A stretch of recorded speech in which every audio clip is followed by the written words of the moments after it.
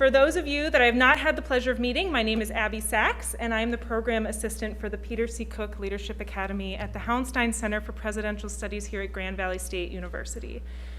A quick reminder that in compliance with Grand Valley's current COVID guidelines, you are required to keep your face mask on for the duration of today's presentation, and I thank you in advance for helping to keep our campus community safe and healthy.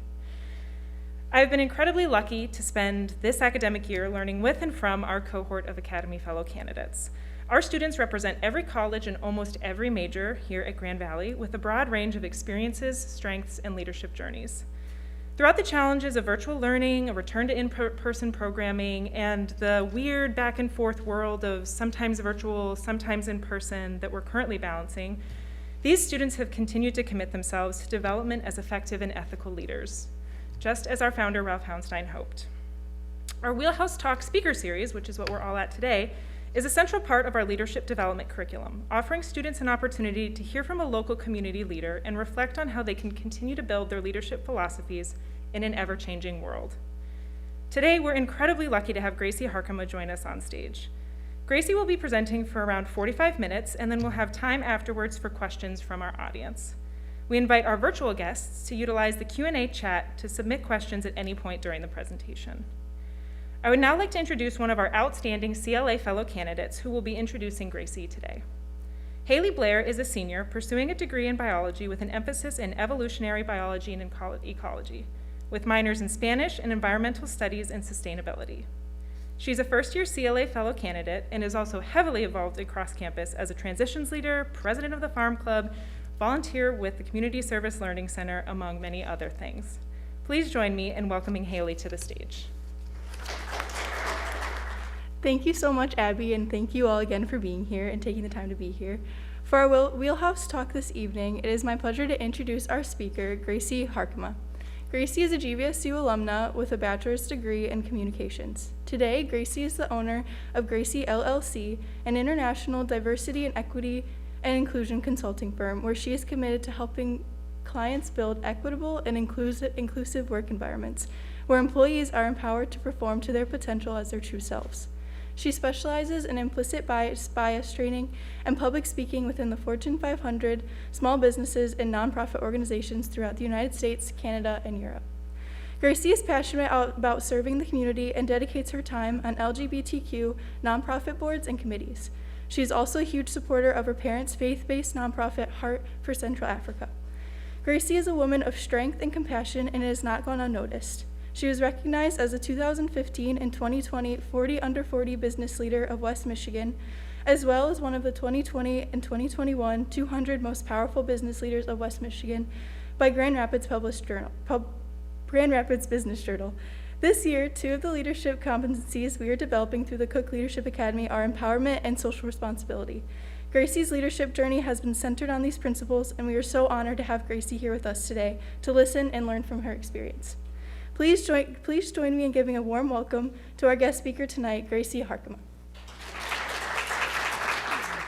Thank you so much. I greatly appreciate it. To Grand Valley State University, thank you for having me. I remember sitting in this same room so many years ago when I was a student and did not imagine seeing myself here in the same room on this stage. So it's amazing to be here, and also Hauenstein Center has a special place in my heart.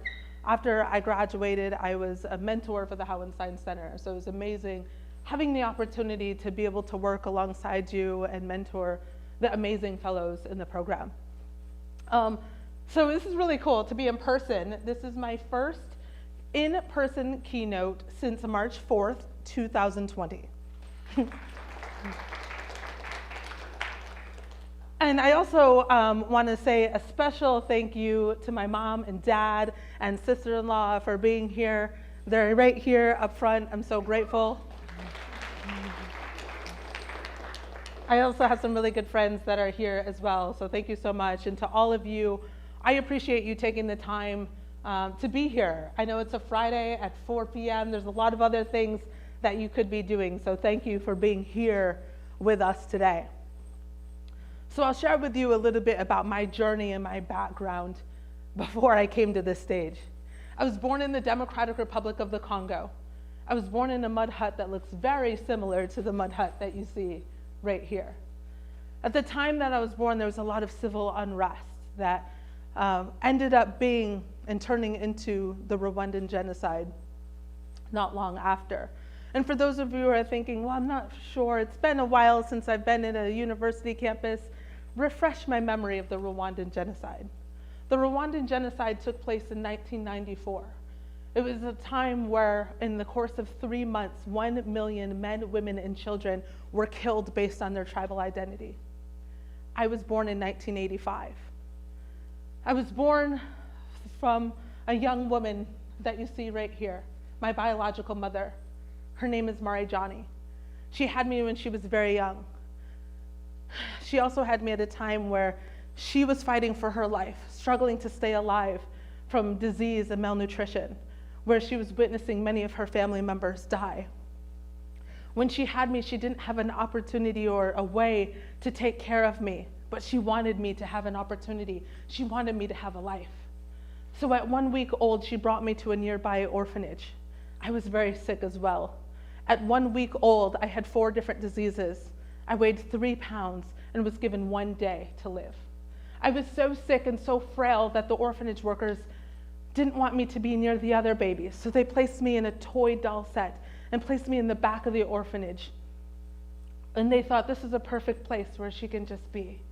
Well, coincidentally, 2 hours later, this American missionary family from Grand Rapids, Michigan, happened to be visiting that same orphanage. They had 4 kids. They weren't planning to adopt, but they wanted to be an extra set of hands for the orphanage workers and spend the day helping out. They arrived to the orphanage, helped out, and then the woman of the family, the mother of the family, had to go to the bathroom. So she cut towards the back of the orphanage and she went to the bathroom and she sees me there lying in this toy doll set. And she thinks to herself, oh, Amy must have a new doll. Amy was one of the orphanage workers' daughters. She goes to the bathroom and she comes back out and my head moves. She's perplexed. She touches my forehead and immediately hears this still small voice inside her say, this is your daughter. She had this peace about her. She came out and she told her husband that they were being called to adopt me, and he had a peace about it as well. They told the rest of their family, the children were being called to bring home this baby. The orphanage workers might have thought that they were crazy, but everyone had a peace about it. I didn't have a name, I didn't have any paperwork. The orphanage workers thought I was for sure going to die, so why bother with paperwork? Why fuss with all of that? So my mom and dad brought me home to their house in a nearby village in the Congo. They prayed for a miracle. I didn't have any medical care as there weren't any hospitals or doctors around, but they just held me and loved me and cared for me and prayed for me. And the next day I was alive, and the next day I was alive, and the day after that I was alive, and then spoiler alert, I lived. One day, a German pediatrician came through our village, and she happened to have a soy-based protein that my body was able to digest. And I started getting stronger and stronger and healthier. And I was showing signs of not just surviving, I was thriving. And my parents waited to name me until a name came with them with meaning and significance. And then the name came to them. They decided to name me Graci after the grace of God that I was found. And after a while, I became a healthy child. We lived in the Congo until I was nearly 4 years old. But when I was about 6 months old, we met back at the orphanage where my family had an opportunity to meet with my biological mother. And you see that here in this photo. And in this day, my brother took this photo, and in this day of what my siblings tell me is that this is the day that my biological mother gave the blessing to my parents to adopt me. After a long battle with paperwork and all of that, my adoption became official. And I was now part of the Harkema family. And as you can see here, this is the official day that our adoption became official. And when we're getting ready to move to the United States, you see us here. This is my family and I together. Can you guess which one is me? We moved to the US, more specifically to Michigan, to Grand Rapids, We lived in a homogeneous area outside of Grand Rapids that had a top-rated school system. I had a graduating class of 500 students. Of the 500 students, I was one of the few Black females. I didn't know anyone else that looked like me at all. Growing up, having a loving family, lots of friends, and the opportunity of the American dream, it appeared that I had everything. However, there were secrets inside that I was keeping from the world. I felt so awkward. I felt like I didn't fit in. I felt like I belonged. There was no one else in my life that looked like me at all. But how dare I complain about not looking like anyone else in my life when I'm just grateful to have breath? So one of those secrets that I was keeping from the world, I knew since the age of 6 that I was gay. But I also thought I couldn't share that with anyone because I didn't want to risk not being loved or not being accepted.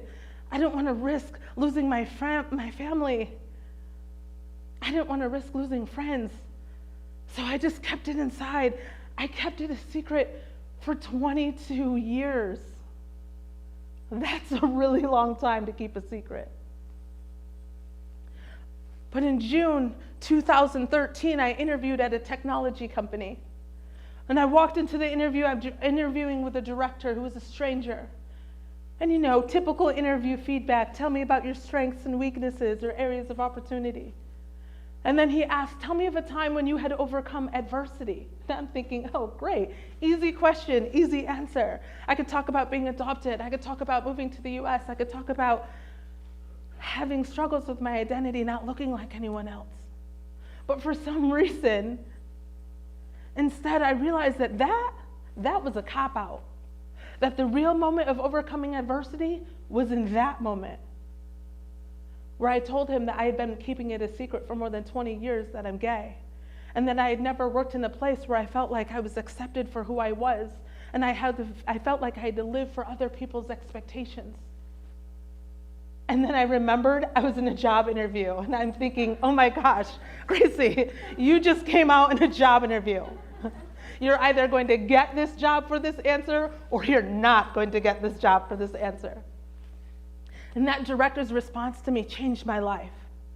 He told me that he was proud that I could be my authentic self with him.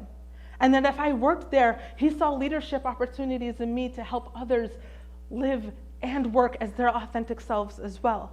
And that he never wanted somebody to come to work feeling like they couldn't show up.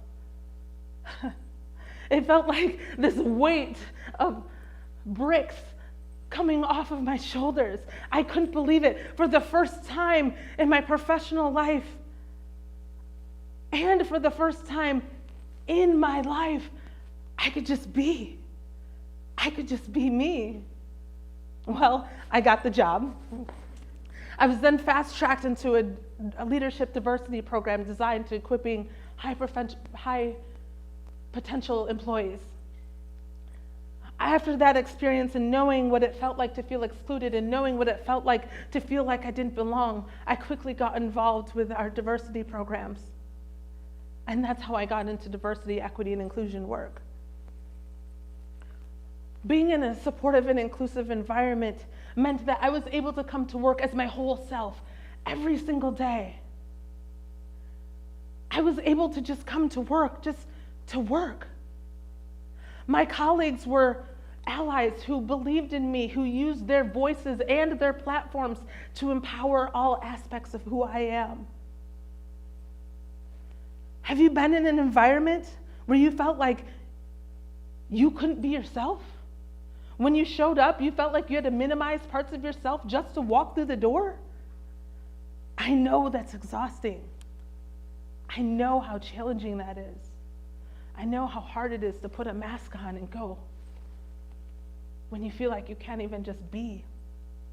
Imagine how more productive we're able to be when we're able to show up and just do our work instead of having to show up working on covering aspects of who we are, or working about being found out, or working just to fit in, or working to be somebody that we're not. When we're not in an inclusive environment, we automatically have barriers around us that limit our trust, our communication, our collaboration, our teamwork, and our productivity. So doing this work isn't just because it's a good thing to do. Allowing people to be our authentic selves directly impacts our bottom line as well. It wasn't queer people in gay bars or coffee shops or nightclubs or the LGBTQ community as a whole that initially made me feel safe and supported. It was my straight cisgender colleagues. Those are the ones who initially showed me the love. Those are the ones who empowered me to be me. Those are the ones that gave me the strength to be out to everyone.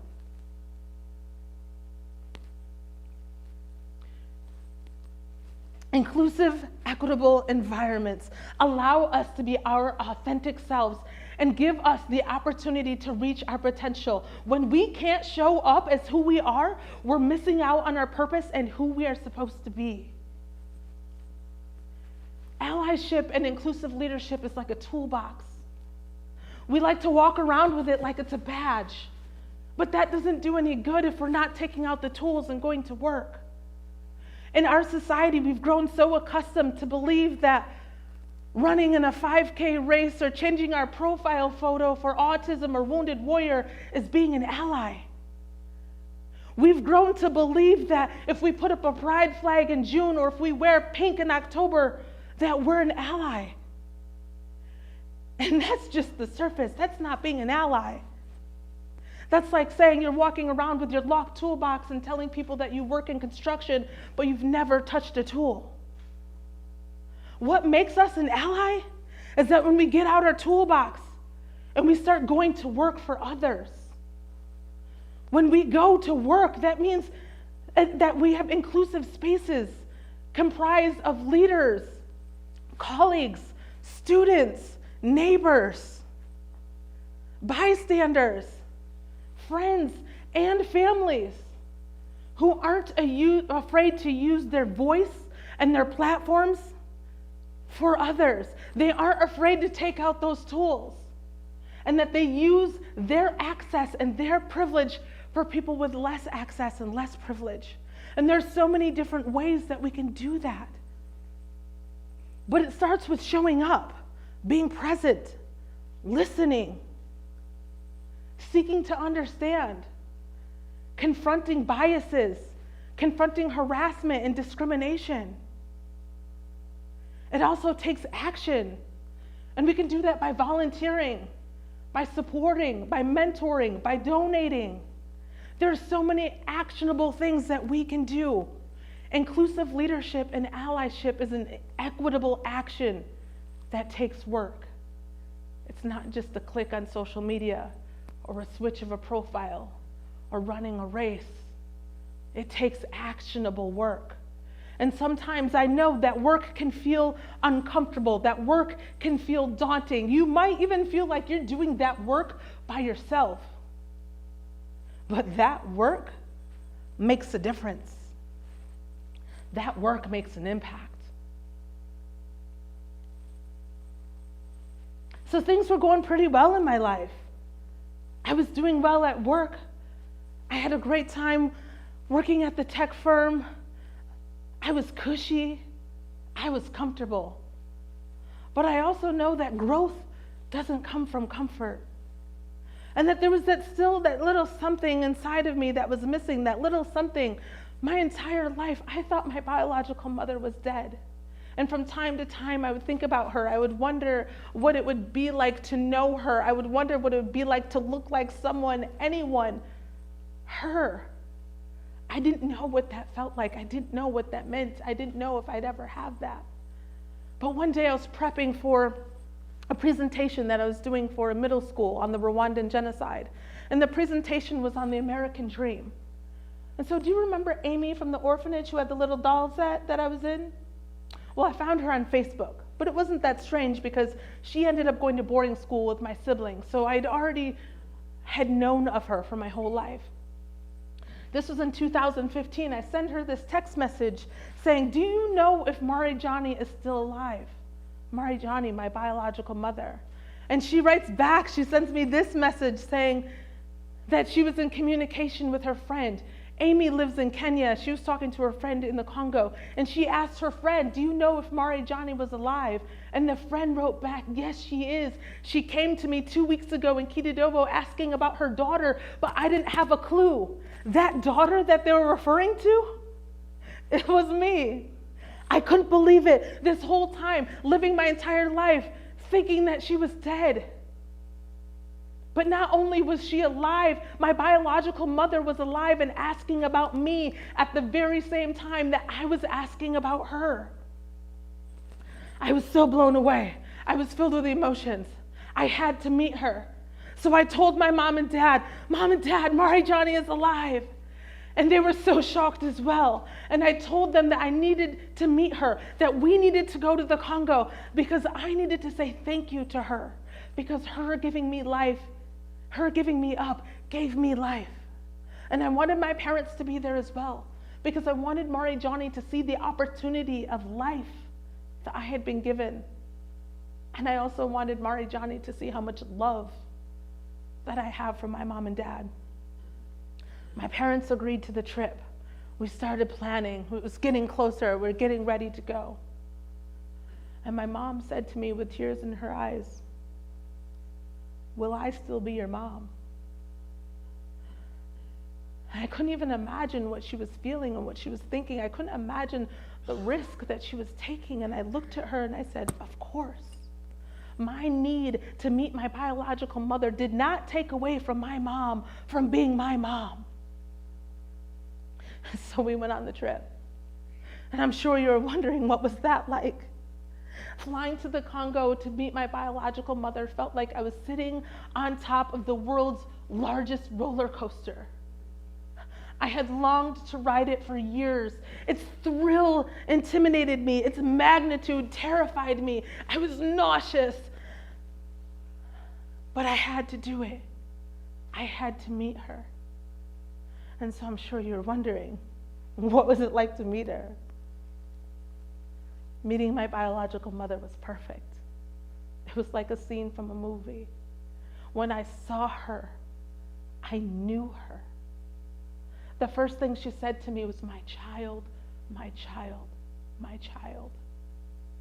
And in that moment, everything made sense and everything felt complete. And I can't even imagine what she went through for me to have this opportunity. I saw myself in her.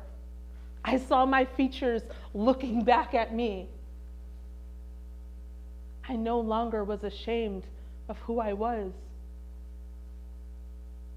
I no longer was ashamed of my skin, of my color, of my race, of my being, of my orientation, of my person.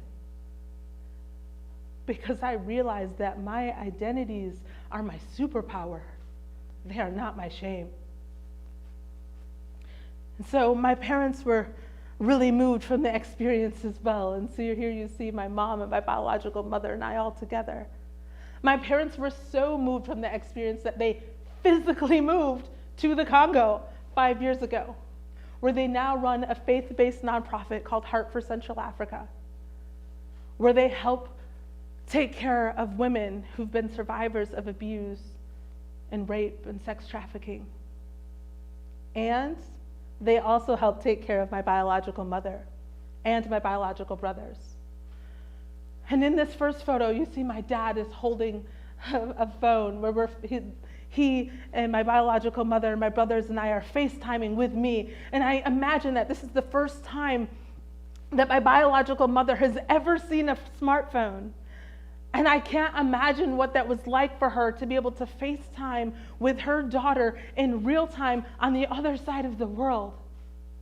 But her smile says it all. Life isn't just about accomplishing professional goals. It's also about accomplishing personal goals. One of the goals that I had after I met my biological mother was to get her a house. She had never had a house. She had been living in a mud hut her entire life, sleeping on the dirt ground. A house means warmth, safety, sanitation, the ability to make and store food. A few years ago, with the assistance of my parents and my parents' co-workers from their nonprofit, I got her a house. And in the first photo, she's sitting proudly in front of her house. And the second photo, my brother is sitting on his own bed. And in the last photo, my mom says she is cooking food to make beans and rice. You bought her everything for her life, and she repeatedly rejoices. Things were going pretty great. I was real comfortable. But I also knew that growth doesn't come from comfort. I was cushy in life, I was cushy in my job, but I wanted to make an impact. I wanted to do more. Facebook COO Sheryl Sandberg says careers are a jungle gym, not a ladder. If I had planned my career, I would have missed my career. The same thing goes for me. In our careers, sometimes there are going to be sideways turns and leaps and jumps and bumps. But when we take those jumps and when we take those leaps and when we take those risks, we open ourselves up for an opportunity to grow and to learn more than we did before. And so I took a risk and a leap, and I left that cushy tech job. And I went to a new industry and stepped into a role as a diversity and inclusion director at a place that really needed diversity and inclusion work.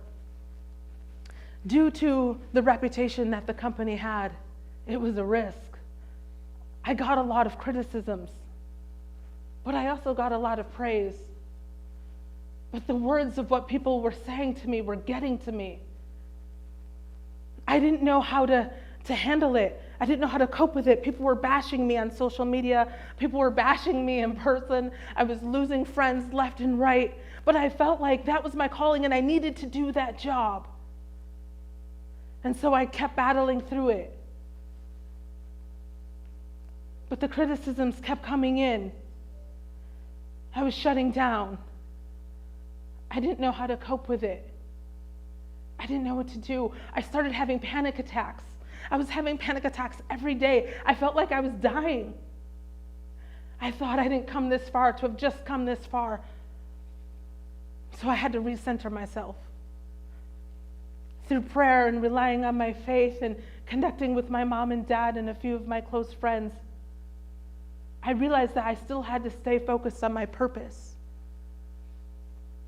And that's to help people live and work more authentically. And it was challenging. I felt like I was in a cave. I felt like I was all alone.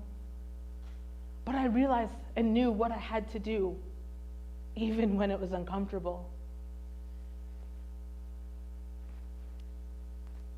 I'm a big Brené Brown fan, so I dug into Brené Brown's book, Daring Greatly. And the book is based on Teddy Roosevelt's speech, The Man in the Arena. And it spoke to me so much so that I named my dog after him. And in this speech, The Man in the Arena, Teddy Roosevelt says, it's not the critic who counts. It's not the man who points out how the strong man stumbles or how the doer of deeds would have done them better.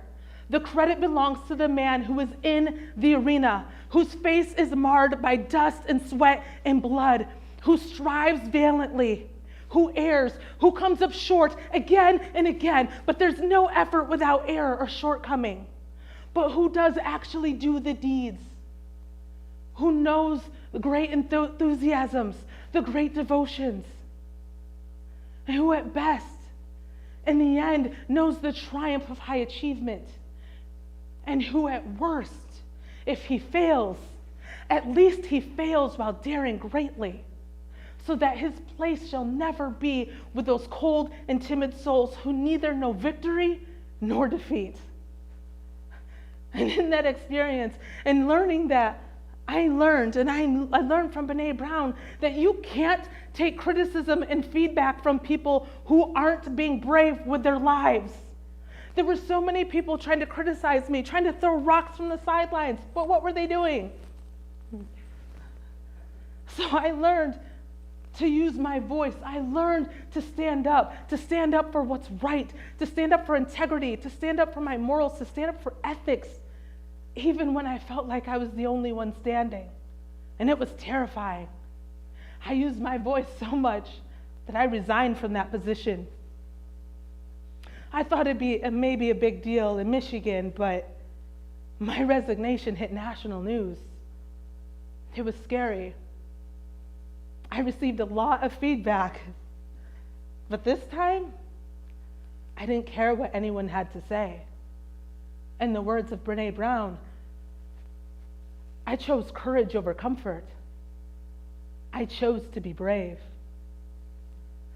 So after that, it made me realize, there were so many times in my life where I wished I was somebody else. I wished I had different identities. I wished I was straight. I wished I was white. I wished all of these things that I wasn't. But I had to learn how to accept myself. And I didn't accept myself until I accepted myself.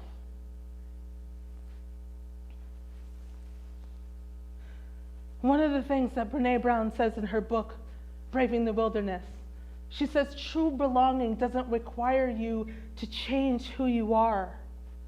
True belonging requires you to be who you are. We all have so much power within us. We all have the ability to rise up from the mud that tries to hold us down. We are stronger than we think. We just have to tap into it. We don't have to conform for other people. We don't have to pretend to be people that we're not. Our power lies within our authenticity. So it was a risk. I decided to start my own company. I resigned my job, not having another job.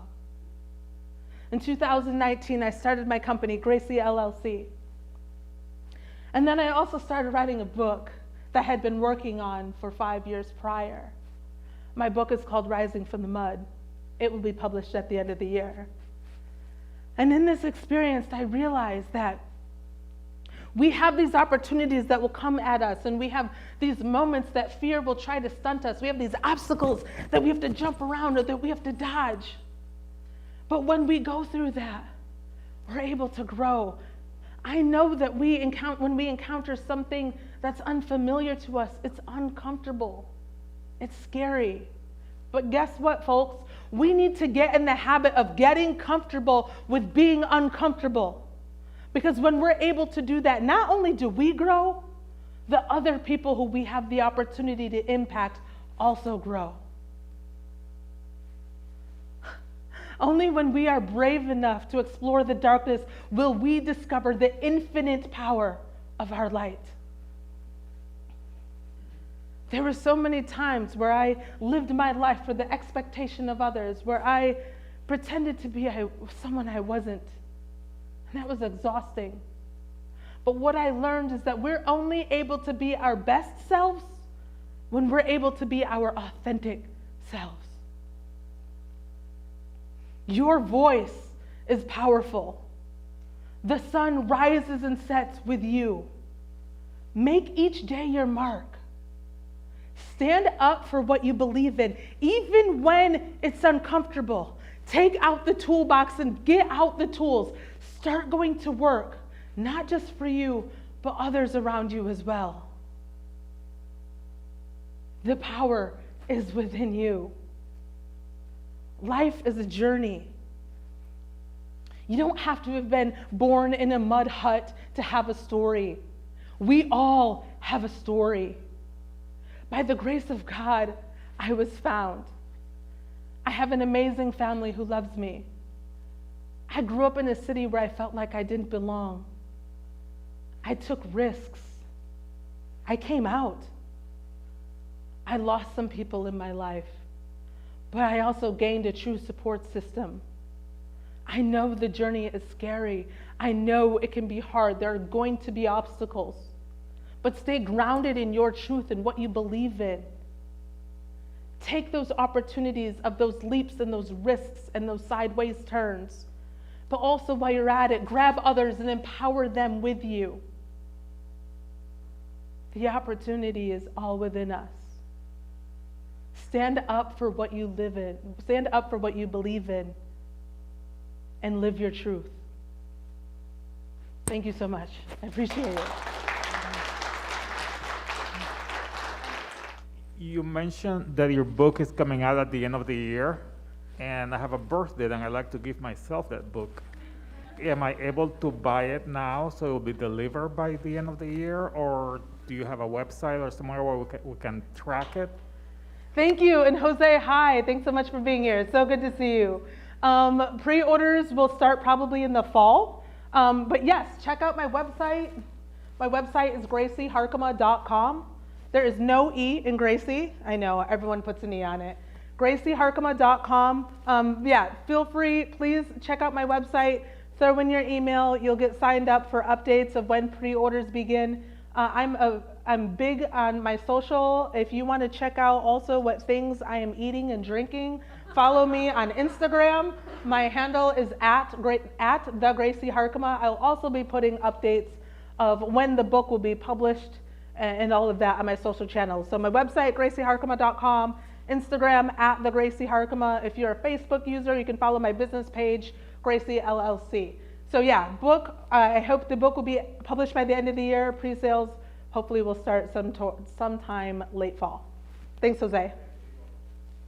Maybe a week ago, I was listening to a podcast. I'm like a big Kobe Bryant fan, and he was just talking about like his feelings when he loses. And the interviewer asked him like, what is the first thing that like comes to your head when you experience loss or when you lose? And I think that's a big part of like leadership, is learning to deal with that. And he said he feels excited, which was like crazy, but like that really inspired me. You know, like we all go through stuff when it comes to loss on different like varying levels, and everybody kind of handles it in different ways. So I just was wondering like, what's kind of the first word that comes to your mind when you hear about loss or when you experience it? Like what kind of goes through your head, and how do you handle that?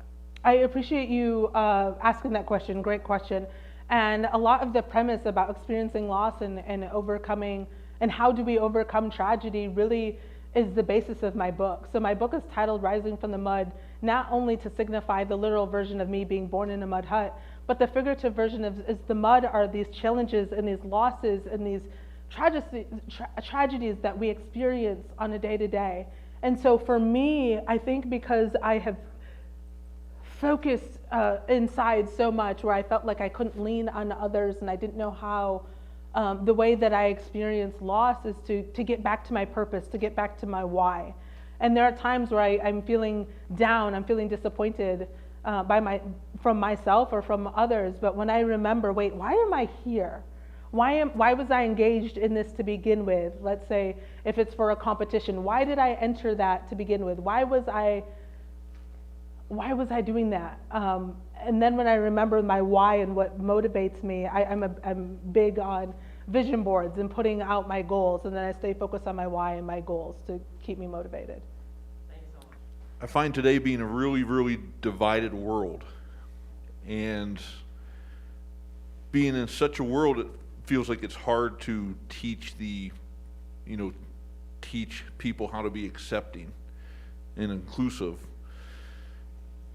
Is there any advice that you might have for just a regular guy like me, that things that I can do to help people learn more? I love it. Thank you so much, Kevin. So great to see you. And you won't have to say I knew her back when, because we're always going to be knowing each other. But one of the things that I would say, and this question gets brought up to me a lot as well, where people will say things like, well, what about religions, or what about politics, and how do you feel about that? And I say to them, I don't know any religion or any political group or any human that believes that they truly will be better for tearing others down. If that is your philosophy, I'm pretty sure they're not in this room. But what we need to get back in is the basics, going back to kindergarten. Let's treat people the way that we want to be treated. And things that we can do as people, as humans, especially Kevin, I appreciate you sharing this. As a white male, you have so much power and so much privilege. And when I say the word privilege, I don't mean that there's privilege in meaning that Kevin didn't have to work as hard for what he has. That's not what privilege is. Privilege doesn't mean you've lived a privileged life. Privilege doesn't mean you didn't have to pick yourself up from your bootstraps. Privilege simply means that you have access and that your identities don't serve as a barrier to access. So when all of us have different privileges of different kinds. So when we have that privilege, get out your toolbox and go to work. If you see an injustice happening in front of you, say something, because your voice is powerful. And sometimes all it takes is one person to say, that's not right. I'm not saying that you have to start this big banjo band and go down the street and make all the signs and do all the things. Do what you can do. Speak up. And it might feel a little bit awkward. You might feel uncomfortable. But in the words of Maya Angelou, people will not remember the exact words that you said. They won't remember the specific things that you did, but they will never forget how you made them feel. So use whatever access, whatever privileges that you have to do something, say something. It takes equitable work. It takes action. But we all have that ability. And when we start to see and value each other for who we are, when we value people for the identities that they have, for the journeys that they've lived, for the backgrounds that they have, that is how we create an equitable environment. Hi. Hi. I love that you shared that you were able to find such a great work culture and inclusive place to work so early on in your career. I'm wondering, obviously you had like such a moving experience that led you to know that that was going to be a great place to work. I'm wondering if you have any advice, like as someone who's applying to jobs and going to be finding my first job soon, have any advice for like finding a place that has like such a good culture, like things to look out for, like in the interview, like stuff like that? Because I'd love to be able to work for a place that's like as welcoming and good culture as what you were able to experience. Awesome. I love that. And I appreciate that you're already thinking that way. I wish I had that strength when I was starting my roles. I had 10 years of corporate experience before I found a great culture. And advice that I have is ask them. When you're in an interview, you also are interviewing. Don't think, okay, I'm sitting in this chair for them to ask me all these questions. You get to ask questions as well. Ask them, what are you doing to create an inclusive culture here? What are your diversity, equity, and inclusion policies? What is your statement? Who do you have on your leadership? What is the representation of your leadership? Because it's one thing we've seen since June 2020. Everyone was really great at saying 3 letters and changing their profile photos.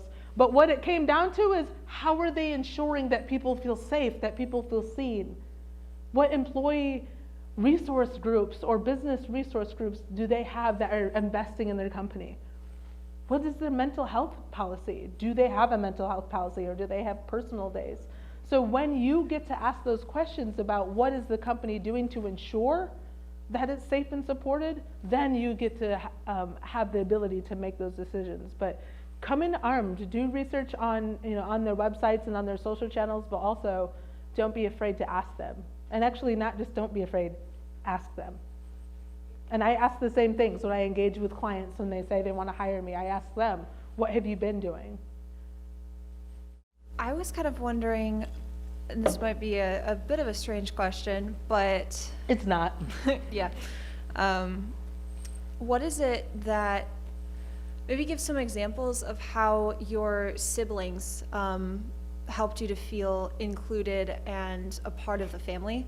That's a great question. Yeah.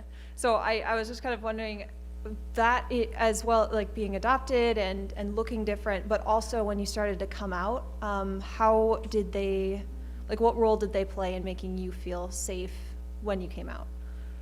I appreciate your question. Thank you. That was awesome. It was challenging, to be honest. Not all stories are rainbows and butterflies. And, so often, especially in media, we see these beautiful coming out stories. My coming out story with my family was really hard and challenging, and it took a long time. I'm so grateful for my mom and dad. my mom specifically made a statement to say, if I'm going to say that I'm a true Christian, then that means that I'm going to love and accept you and whomever will be in your life. And that helped set the tone for the rest of my family. I'm so grateful that my sister-in-law Harmony is here today. My siblings have not been very vocal in their thoughts or support of what I'm doing. So that's been hard, but I'm grateful at least that I have the support of my parents, and I have my sister-in-law who's here. I think, it's hard for folks. I think people process things in their own time. And when I initially came out with my siblings, it was a little tragic, but in time, their actions have shown to be more supportive. I'm sure if I came home with a significant other, they will welcome them into their home. So sometimes with folks, it just takes some time, and they might not respond or react in the way that we want them to. But what I've learned, and I've had to train myself, is to have grace with people and give them time that they need, but also be available to be present and to ask questions. And so I think the more that I'm able to share with them, then the more that they would feel comfortable as well. You mentioned, while I believe working at the brewery, you came under a lot of scrutiny and fire. And I was just wondering, when you're coming under fire and getting a lot of criticism, what questions do you ask yourself to make sure what you're pursuing is worth it? Oh, such a good question. Oh, may I? The questions, basically what it came down to from me having the mindset of, yes, this is worth it, I'm going to do this, to the shift of when I resigned, I received some information that didn't align with my values and my beliefs. And so for me, it's worth it if I'm walking in alignment to where my beliefs are. But if I'm in a position where my values are going to be compromised, or my integrity is going to be compromised, that's when I have to say, see you later. I do a lot of leadership training, and one of the things I've really had to work at in my own DEI journey is, and I call it a journey because I don't pretend I've arrived. It's a lifelong journey. It is. I love that you said that. This is actionable work. It's not, okay, I went to this training, check the box. I sat in this seminar. I saw Graci Harkema speak. I'm good. It's a journey. It's a lifelong, continuous journey, because we are humans and we continue to evolve. And as we evolve, we need to continuously be learning. So yes, thank you for that point. So one of the things that I have wrestled with in my own journey is believing story. It's so easy for me as a white person to dismiss some stories, right? Mm-hmm. Because it's not been my experience. And, as you were talking about, maybe your siblings haven't been as vocal of their support. And I think about you writing this book, you're sharing your story in a very vulnerable way. Like, how do you reconcile that? Like, knowing that there are going to be people that don't believe the story, and how might we learn to practice to believe story? Like, what can we do as individuals, especially us white folks in the room? How do we train ourselves and practice believing story? And how do you reconcile that in your own story and with your family as you're writing this book? Does that make sense? Perfect sense. Great question. For that entire thing of what you just shared, that's why I was silent for so long. Because I was so afraid that others wouldn't believe me. I was so afraid of the risk that others wouldn't support me, that people wouldn't stand by me, that I would lose family, that I'd lose friends, the only people that I lost were the people I didn't need anyway. I'm going to say that again for the people in the back. The only people that I lost were the people I didn't need anyway. And sometimes there might be times where you speak up, where you use your voice, and you're like, okay, I got this. And you get some adverse pushback that you weren't expecting. And it could riffle some friendships. Those were friendships you didn't need anyway. And I know it's really scary. I know it's terrifying. But I had to just believe and stand firm that this is my truth. People can get on that bandwagon, or they can watch me drive by. But I'd love the folks who are with me in that vehicle. Those are the ones that are going to be together. And also when people are open, when people are saying, okay, tell me more about that. Why do you feel that way? Meet them where they're at. And that will make a big difference. And I've have a lot of folks still in my life that I have people close in my life that we have different beliefs, we have different views. And that's okay. What matters is that we're able to meet people where they're at, and that we can value them and respect them. We have a question from the chat, and that question is, how has your connection with your birth family impacted you moving forward throughout your life? I don't even know how to answer that question in a short tidbit. It changed my life.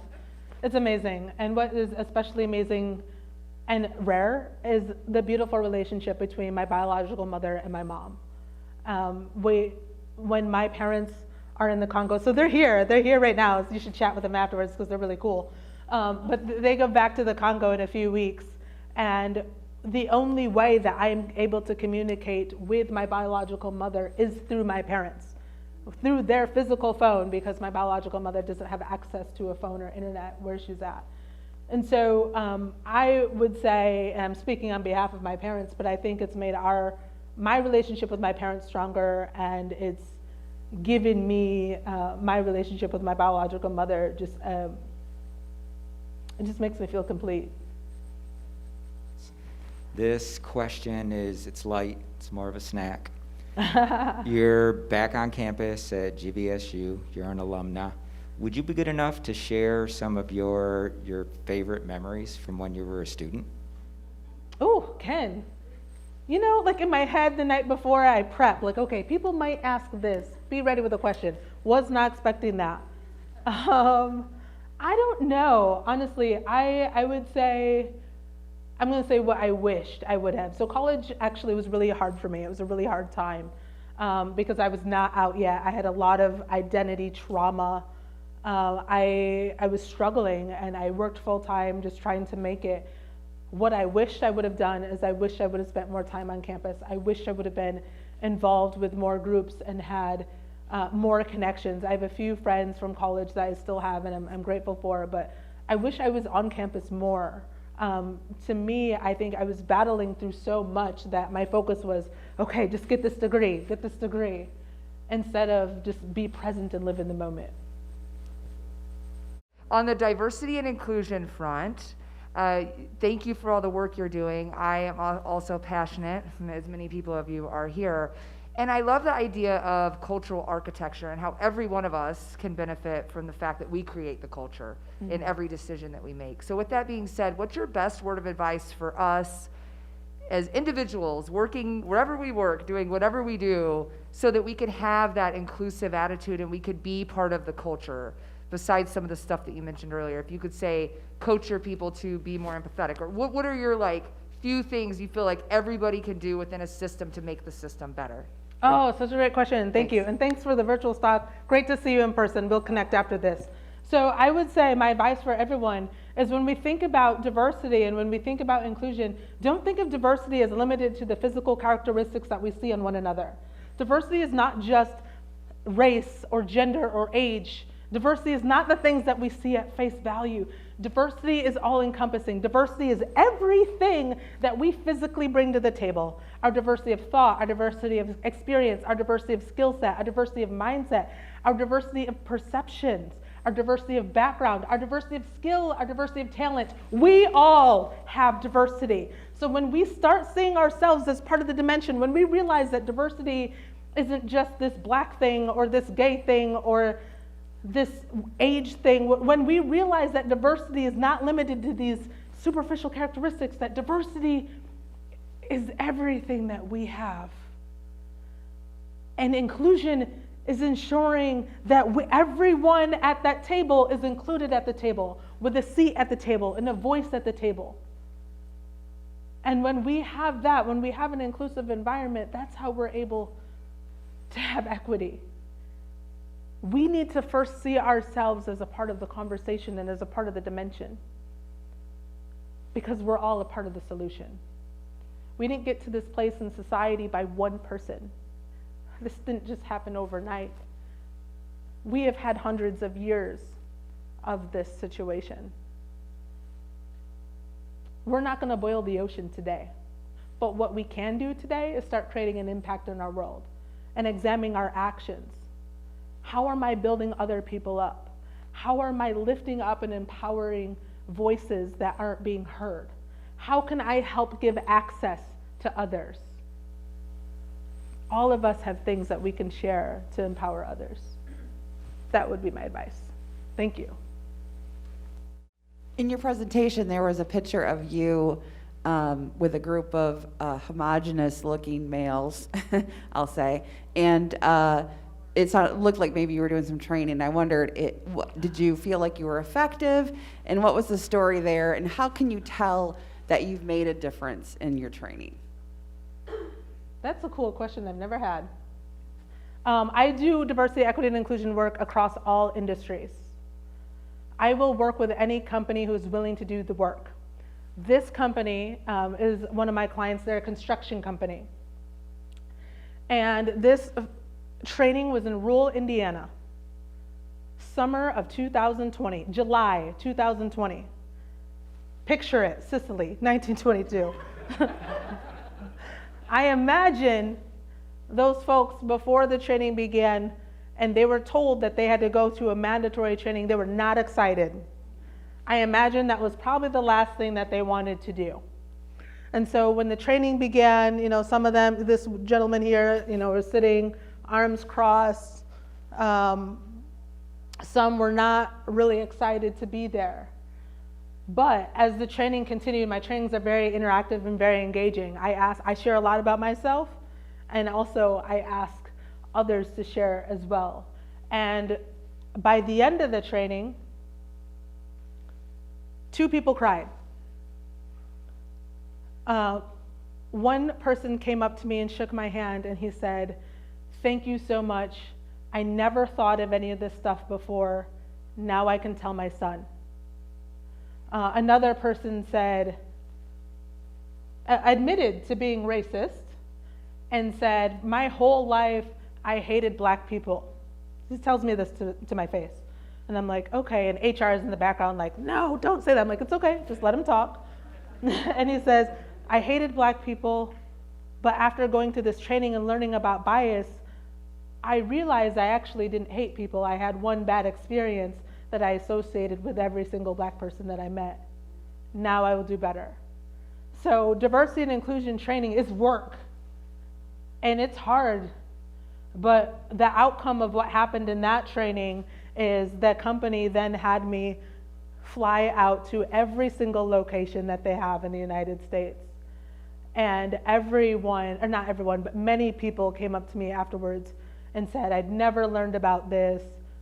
I just hear tidbits from the news and basically form my own opinion." So going back to what you said about hearing our stories, we don't have to have had discrimination to learn how to stand up against it. I'm going to share a story about my dad that you did not expect me to share. My dad is amazing, and he's a cancer survivor. I've never had cancer. I don't know what it feels like to have cancer, but I know how to utilize my resources. I know how to Google things. I know how to look up what some reactions would be. And so I would do some research, and I would listen. I would sit in the hospital with him when he was getting his chemo treatments, and I would listen to what he was saying. I'm not going to ask my dad, "Dad, tell me how bad it is." I'm not going to have him live his trauma as he's living trauma. It is not our job to ask somebody how tragic it was that when they experienced a discrimination or harassment when we haven't experienced it. I don't know everything of what my dad experienced, but I learned how I could show up for him. I learned that there were some side effects from chemo that would adversely affect his taste or that would make him feel cold. So I knew how to show up and be an advocate. Maybe ask the nurse for a warm blanket. Maybe make sure that my dad has something to drink that doesn't have ice because he can't have a cold beverage.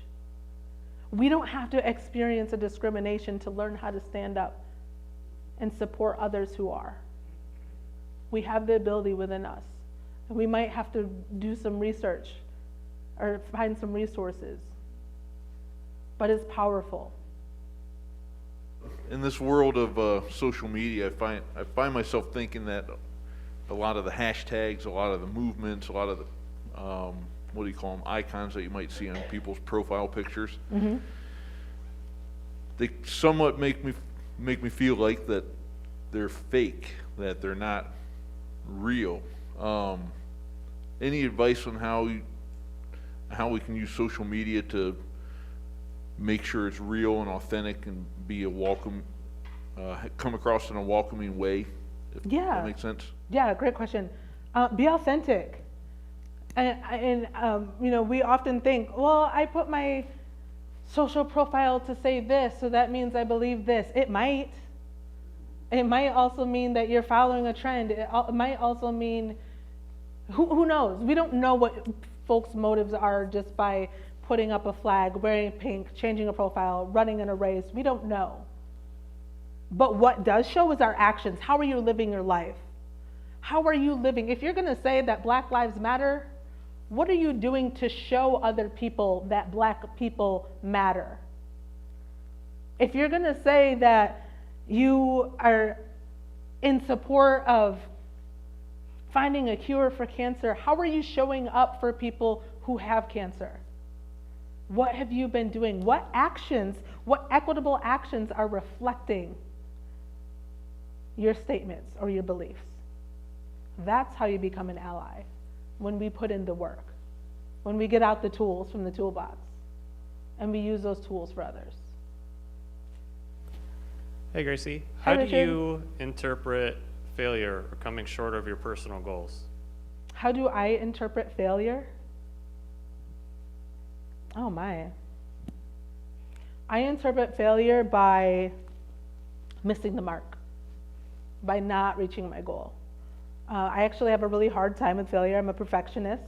And so when I am striving towards something and fail, which happens, kind of similar to what you asked, I just have to like reset. Okay, why did I begin this anyway? Why am I doing this? Why does this matter? And I go after it again. If it wasn't worth going after again, then that meant it wasn't worth me doing it to begin with.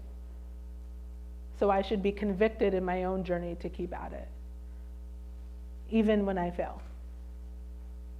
As a woman of color, and I work with a diverse group of students, and you kind of talked about your experience at Grand Valley, and I work in the Office of Student Life.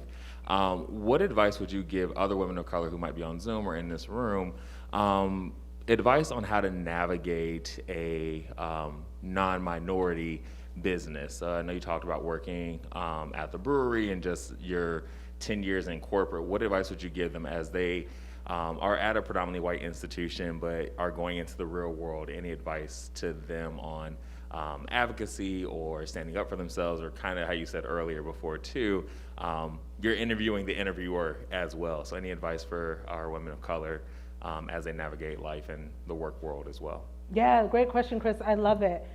Find your tribe. When I had been in so many spaces, especially in so many corporate spaces, where I was the only person of color. At the brewery, I was the only person of color and the only female in the leadership team. Find the people who are willing to speak up for you. And those are the people to connect with. My experience at the tech firm, it was the straight, white, cisgender males who said, hey, I'm not sure what your journey has been like, but I'm going to take you under my wing. I'm going to share this with you. I'm going to get you into this leadership program. Find the people that are speaking up for others. Align yourselves with them, but also invest in them. Invest in a mentorship doesn't mean it's one-sided.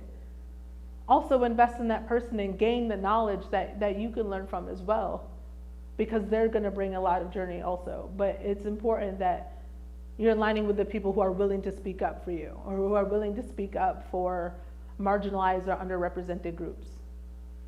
And it might only be a couple of them in the organizations, but leech onto them. And those people that I was so strongly connected with at the tech firm, I'm still connected with. I still talk to them on a regular basis because that investment is lifelong. All right, let's do one more round of applause for Thank you Graci. so much. Appreciate it. Thank you.